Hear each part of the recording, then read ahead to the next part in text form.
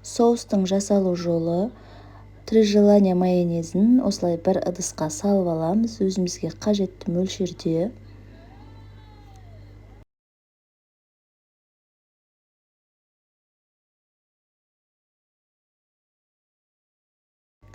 Сосын ащы соусты үстінен құямыз. Шрирача соусы көз мөлшерімен құямыз, көп құйып жібермейміз, потому что бұл өте ащы соус.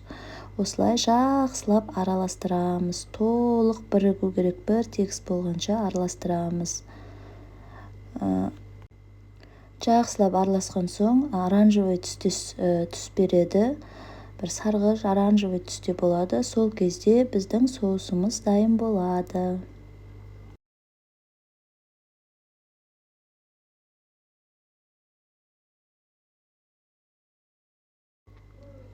Міне осылай дайын болған соусты қолдана берсеңіздер болады.